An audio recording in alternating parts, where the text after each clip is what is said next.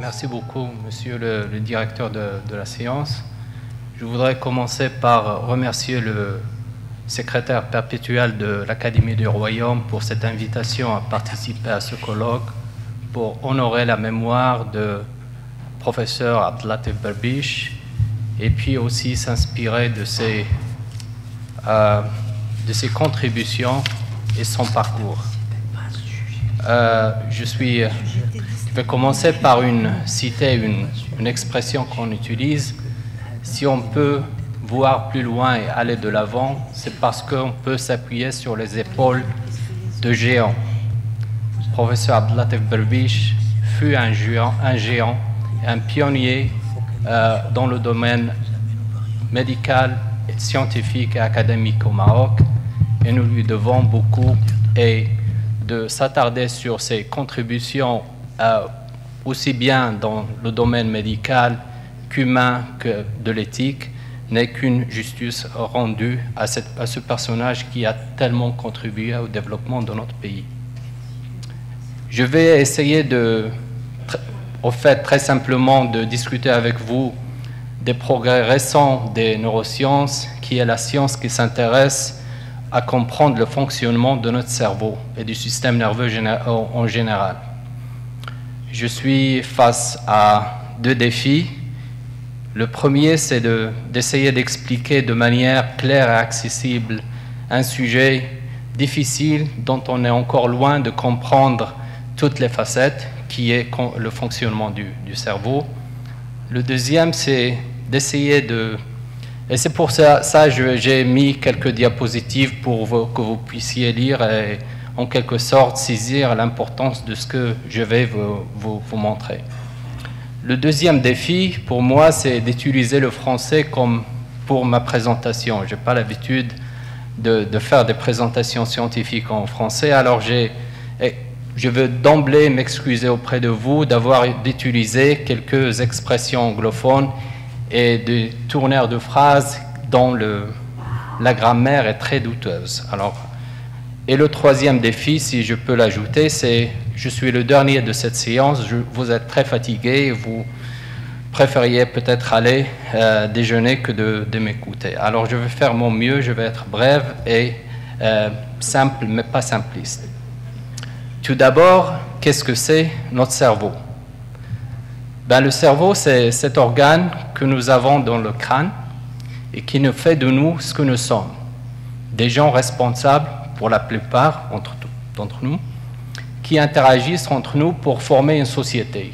On doit interagir tout le temps avec l'environnement, avec le monde extérieur, avec les uns et les autres pour faire une société et agir de manière convenable. Le cerveau se compose de cellules nerveuses. Il y a environ 1 million ou 100 milliards de cellules nerveuses dans le cerveau humain. Et ces cellules sont en contact avec environ 1000 jusqu'à 10 000 contacts les unes avec les autres. En fait, le cerveau n'est pas simplement une masse de matière grise et de matière blanche, mais le cerveau, c'est surtout un réseau d'extrême complexité. Un réseau de neurones qui sont les composantes élémentaires du cerveau. Et là, je vous montre de manière schématique quelques neurones avec différentes couleurs qui montrent que ces neurones sont vraiment diverses. Les neurones ne se ressemblent pas les unes aux autres. Ils ont des fonctions complètement différentes. Comme nous, des individus, les neurones, ils ont vraiment une personnalité. Et cette personnalité change tout le temps. Alors, il y a des cellules nerveuses, ils ont un corps cellulaire, et là, ils sont en contact les unes avec les autres. Et chaque cellule nerveuse, il y a une partie qui est réceptive, qui reçoit de l'information, et il y a un prolongement qui va émettre cette information vers un autre neurone. Et ces connexions se font, en tout cas, on croit que l'influx de l'information ou l'afflux de l'information nerveuse se fait dans un seul sens, c'est-à-dire de la partie réceptive vers la partie qui est émettrice du neurone. Et le contact entre les neurones se fait par ce qu'on appelle des synapses. Là, il y a un neurone qu'on appelle qui est en aval, qui va envoyer de l'information vers un neurone qui est en amont et ils vont communiquer entre eux. Et comme vous voyez, un problème de la communication ou la construction de ce réseau, c'est ce réseau n'est pas continu. Ce n'est pas comme un réseau de câbles électriques qui sont reliés les uns aux autres, mais il y a un espace entre les neurones qu'on appelle synapse, et pour cela, il y a un influx nerveux qui est généré par un neurone qui est en aval, qui va être transformé en une activité chimique qui est la libération de ce qu'on appelle neurotransmetteurs, et ces neurotransmetteurs vont activer des récepteurs sur le neurone qui est récepteur, et l'activation de ce récepteur par un neurotransmetteur qui est transformé en activité nerveuse qui est par la suite propagée d'une cellule à l'autre. Alors, le cerveau, ce n'est pas qu'un réseau, mais vraiment, dans notre cerveau, on a affaire à un réseau qui est très complexe, et on a affaire, en général, à une machine qui est électrique et chimique. Et c'est un réseau qui vraiment traite de l'information aussi bien électrique que chimique.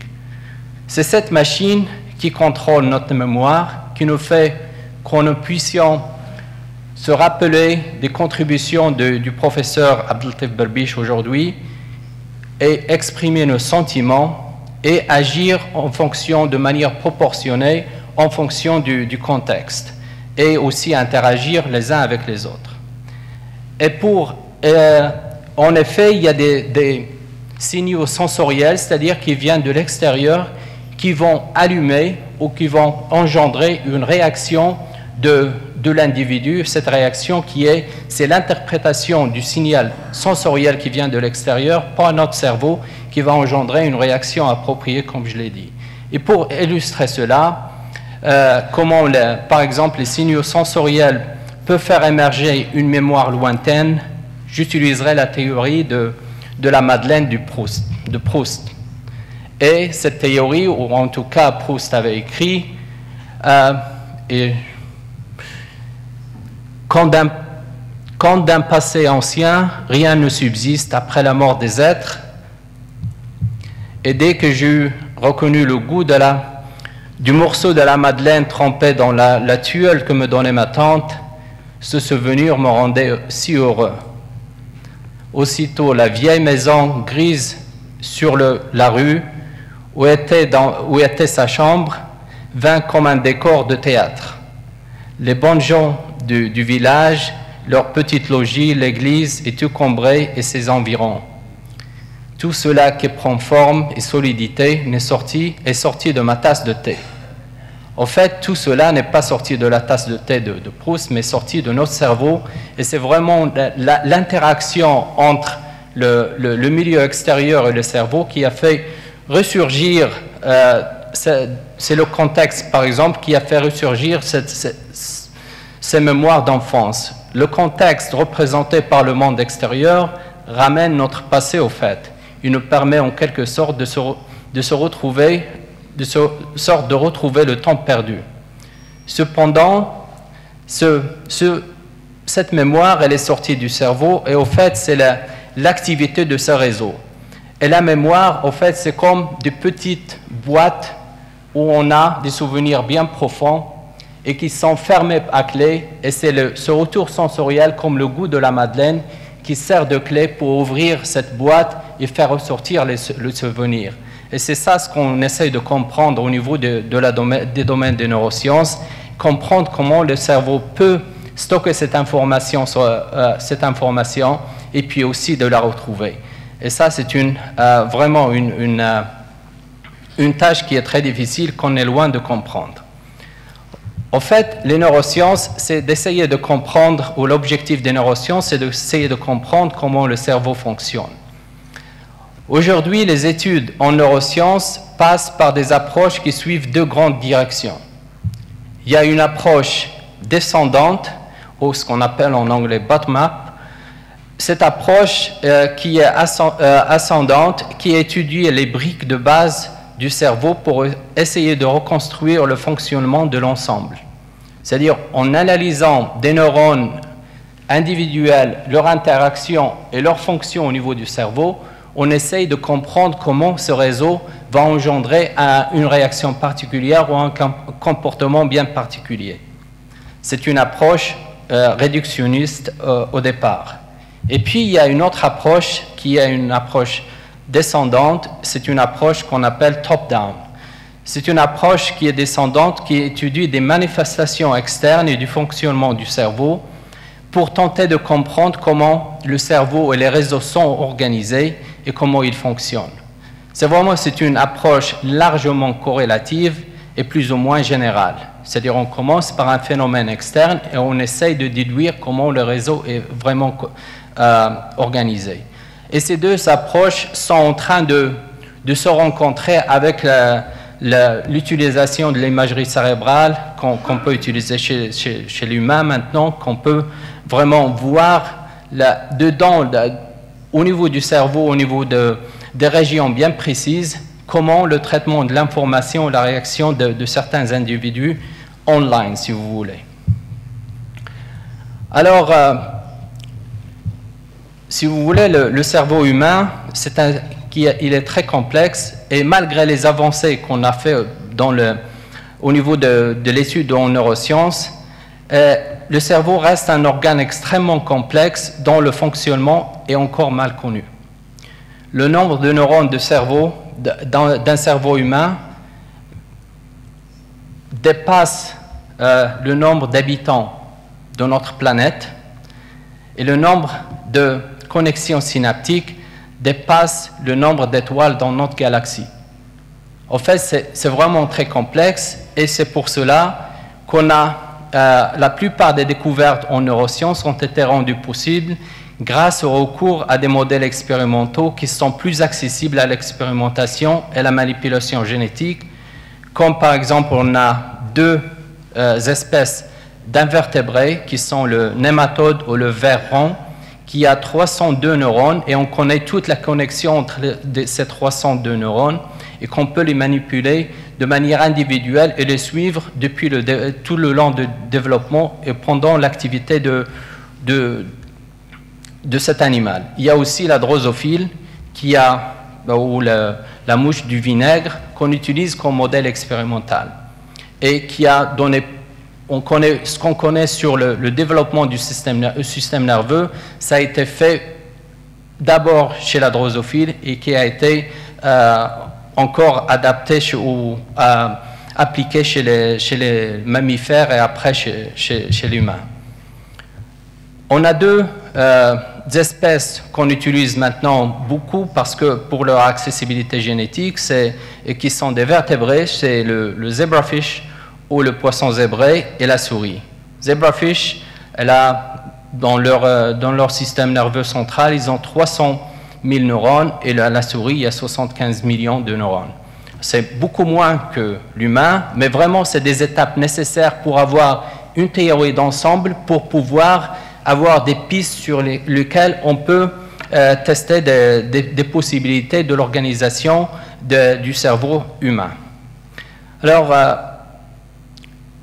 permettez-moi maintenant, après cette introduction un petit peu générale pour situer le problème des neurosciences et aussi les questions auxquelles on peut appliquer et surtout les méthodes et les modèles expérimentaux qu'on peut utiliser, permettez-moi de décrire très brièvement et de manière encore simple deux aspects de notre recherche dans notre laboratoire à l'Institut Karolinska à Stockholm. Et on s'intéresse à la genèse des mouvements et comment nos intentions et nos pensées sont transformées en mouvements coordonnés. Je suis debout ici parce que je peux me garder l'équilibre parce que je suis en mouvement constant, je bouge mes mains, mais sans y penser. C'est d'une manière vraiment indépendante de la conscience. Et je fais des mouvements appropriés parce que mon cerveau envoie des signaux bien spécifiques à ma moelle épinière et après aux muscles pour les coordonner de manière générale. Et les mouvements sont le seul moyen pour nous et pour tout animal d'interagir avec le monde extérieur. Et sans mouvement, aucune action ne peut être réalisée et le cerveau, l'individu, devient muet, si vous voulez.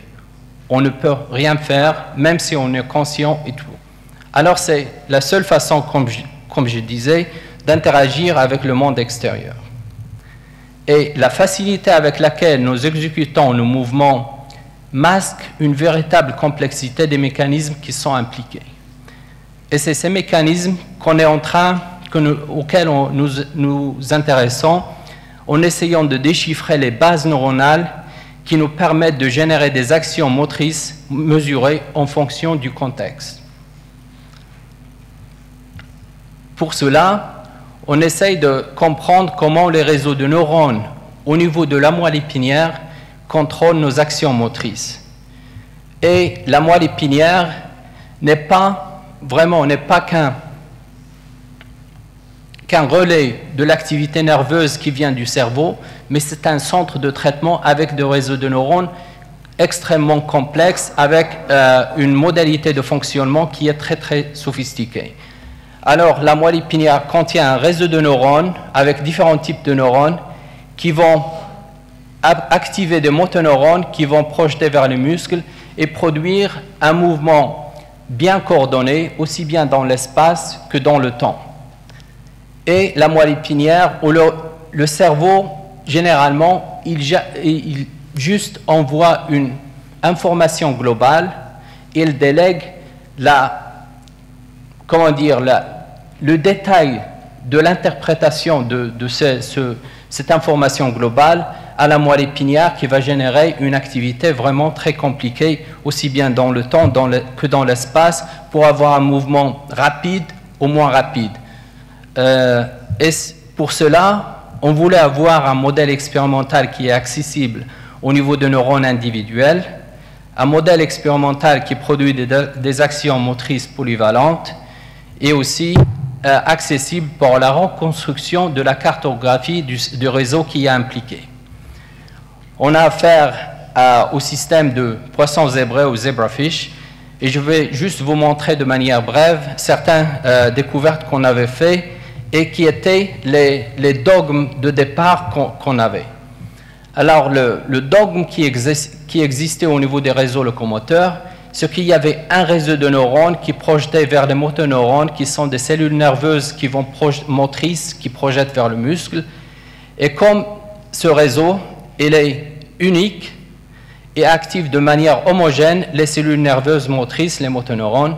Et l'autre dogme, je reviendrai dans la deuxième partie des résultats, c'est que les motoneurones qui sont la sortie de la moelle épinière n'ont pas d'effet de manière rétrograde ou dans le sens inverse. C'est-à-dire que l'information est acheminée juste dans un sens et pas dans l'autre.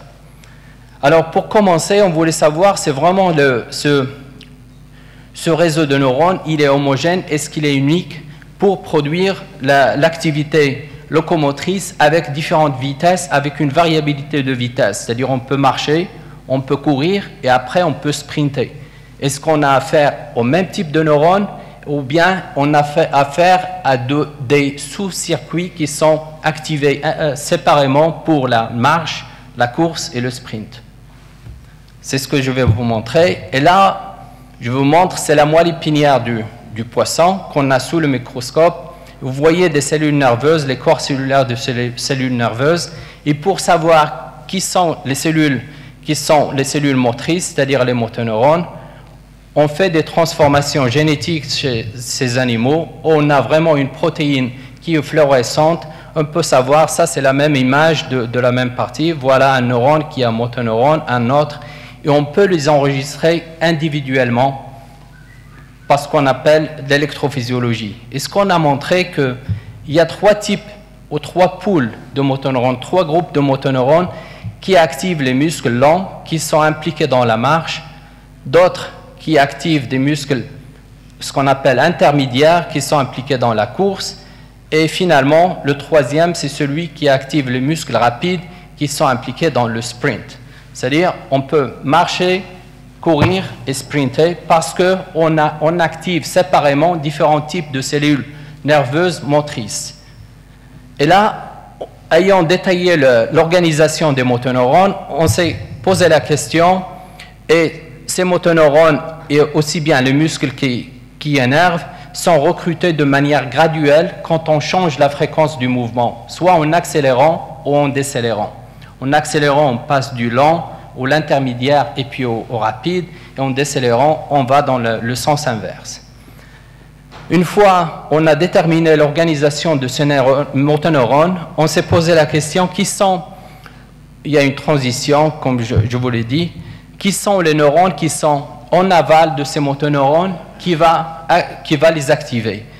Et je ne veux pas m'attarder, je vais vous montrer très rapidement ces résultats. On a montré qu'il y a des neurones bien spécifiques, excitatrices, et on a vraiment développé des modèles transgéniques, et on a marqué ce qu'on appelle des interneurones excitateurs avec une protéine fluorescente, et on a montré que ces interneurones sont glutamatergiques, ils sont excitatrices, ils ont une projection de leur prolongement qui est de manière ipsilatérale, c'est-à-dire il ne va pas de l'autre côté de la moelle épinière, et leur activation spécifique peut induire la locomotion de manière coordonnée. Et ces interneurones sont aussi organisés comme les motoneurones à des sous-types qui sont lents, intermédiaires et rapides. C'est-à-dire on a 3 sous-types de motoneurones et 3 sous-types d'interneurones, et on s'est posé la question, est-ce qu'ils sont connectés de manière spécifique entre eux? Et c'est-à-dire, en quelque sorte, on voulait savoir quelle est la cartographie de ce réseau qui va être responsable du changement de la fréquence et aussi de la puissance du mouvement. Et pour cela, on a ce qu'on appelle un double transgénique, un animal double transgénique. On a les motoneurones qui sont marqués par une protéine fluorescente qui est rouge et les interneurones avec une protéine fluorescente qui est verte. Et on peut enregistrer un neurone en aval, un neurone en amont, et vraiment engendrer un influx nerveux dans l'un et enregistrer l'activité synaptique, c'est-à-dire la libération de transmetteurs et l'activité d'autres neurones. Et pour aller de manière très brève, ce qu'on a montré, c'est que vraiment il y a une concentration de connexion entre les neurones qui sont activés à la même fréquence. C'est-à-dire les neurones qui sont activés pendant la marche, ils se parlent entre eux. Les neurones qui sont activés pendant la course se parlent entre eux. Et finalement, les neurones qui sont activés pendant le sprint, la course très rapide, se parlent entre eux. En quelque sorte, le réseau locomoteur ou le réseau qui contrôle notre mouvement d'une manière générale n'est pas unique, mais il est composé de ce qu'on appelle 3 sous-réseaux ou microcircuits. Et pour schématiser cela, c'est-à-dire pendant la marche, on n'active que le réseau qui est lent parce qu'on n'a pas besoin de toute l'activation de tout le système nerveux. Et quand on veut augmenter la fréquence ou la cadence de notre marche, on ajoute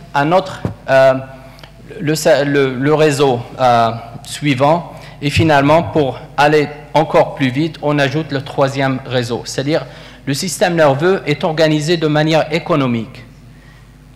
On n'utilise que ce dont on a besoin pour produire le mouvement approprié pour le contexte approprié.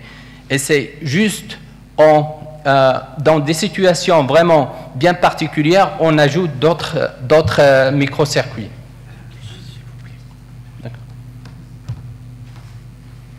Alors, on a commencé avec, j'ai 4 minutes et je ne veux pas m'attarder, j'ai bientôt fini.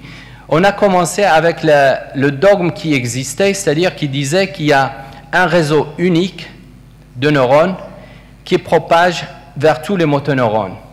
Et nos résultats ont montré, vraiment, ils ont invalidé ce concept et ils ont engendré un changement conceptuel avec un ensemble de microcircuits. Cet ensemble de microcircuits est composé de 3 et cette organisation permet un contrôle précis de la vitesse et aussi de la force du mouvement. Ça, c'est la première partie. Et la deuxième partie, et là, je vais être très bref, je ne montre pas de résultats, juste la conclusion.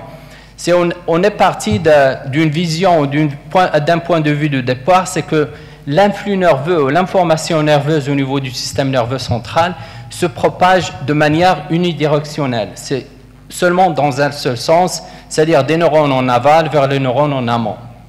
Et on s'est posé la question, est-ce que les motoneurones sont capables d'avoir un feedback, c'est-à-dire d'activer les neurones qui sont en aval, c'est-à-dire envoyer de l'information dans le sens contraire. Et ce qu'on a pu montrer, c'est qu'en effet, il y a ce qu'on appelle, en plus des synapses qu'on appelle chimiques, où il n'y a pas de continuité, il y a des synapses électriques, aussi bien électriques que chimiques, qui permettent aux motoneurones, l'activité de motoneurones, de changer l'activité des neurones en aval et ainsi contribuer à la genèse de l'activité motrice. Et c'est un rôle qui était imprévu pour les motoneurones et complètement nouveau. Et pour ceux qui sont intéressés à ça, ça vient d'être publié, ça a été publié il y a une dizaine de jours dans la revue Nature. Alors si vous êtes intéressé, vous pouvez lire l'article. Pour finir, je voudrais juste un petit peu faire le lien entre ces travaux qui sont d'ordre basique, de comprendre le fonctionnement du système nerveux et comment on peut les utiliser dans le domaine de la thérapie. Et le domaine de la thérapie, c'est que quand le corps n'écoute plus le cerveau, quand il y a une discontinuité entre ce que veut le cerveau et que la moelle épinière ou le reste du cerveau ne suit pas. C'est-à-dire qu'il y a une discontinuité, et en utilisant l'activité nerveuse directement pour contrôler une arme mécanique ou un robot. Et ça a été fait par une équipe dans l'université de Pittsburgh aux États-Unis, par un de nos collaborateurs. Et je vous montre une femme qui était vraiment paralysée. Et ce qu'on fait ici, c'est qu'on enregistre au niveau de l'aire motrice de cette femme, de l'activité nerveuse. Et cette activité nerveuse, elle est, comme on dit, elle est propagée vers une arme ou un robot via un ordinateur bien sophistiqué. Vous allez voir, cette femme, elle est capable, juste par ses pensées, de contrôler cette arme qui est robotique. C'est ce qu'on appelle un brain-computer interface. C'est une interface entre le cerveau et un ordinateur ou un robot. Elle est capable de, juste par ses pensées, faire bouger cette arme de robot et pouvoir manger du chocolat qu'il n'a pas mangé depuis plusieurs heures. Et ça, c'est vraiment, elle a entraîné, avec l'entraînement, elle est devenue de plus en plus efficace à utiliser cette arme de robot. Alors vous voyez là, après quelques tests, là, elle prend vraiment toute seule le paquet de chocolat et il le met vers la bouche. Et vraiment, elle est capable de faire tout ça et puis redonner le paquet de chocolat. Elle ne bouge pas de manière, l'arme mécanique ne bouge pas de manière élégante et gracieuse comme on fait nous-mêmes, mais avec l'entraînement et avec la sophistication aussi bien du computer que d'autres, on est capable de l'aider encore plus. Alors pour terminer, je voudrais dire que les résultats que nous avons eus sur le poisson zébré, on est en train maintenant de les transférer chez les mammifères et à terme aussi de savoir comment aussi s'il y a une conservation des mécanismes entre tous les vertébrés. Et je pense qu'il y a une conservation parce qu'il y a vraiment l'évolution à travailler pour que ces mécanismes soient conservés. Et pour finir, je voudrais juste relier tout ça avec une citation sur l'évolution. Et cette citation commence par dire que l'on contemple l'univers, il part du règne minéral et monte progressivement de manière admirable au règne végétal puis animal. Le règne animal se développe alors et ces espèces augmentent dans le progrès graduel de la création. Il se termine par l'homme doué de la pensée et de la réflexion. Le plan humain est atteint à partir du monde des singes où se rencontrent sagacité et perception, mais qui n'est pas encore arrivé au stade de la réflexion et la pensée. À ce point de vue, notre observation s'arrête là. Et ça, c'est du Ibn Khaldoun dans son bouquin Al-Muqaddimah, qui était 5 siècles avant Darwin. Et pour ne pas être... c'est ce qu'on est en train de comprendre, c'est-à-dire comment la réflexion et la pensée peut entraîner le progrès et aussi ne peut nous aider à comprendre comment notre cerveau travaille et comment on peut faire de nous ce que nous sommes. Je vous remercie.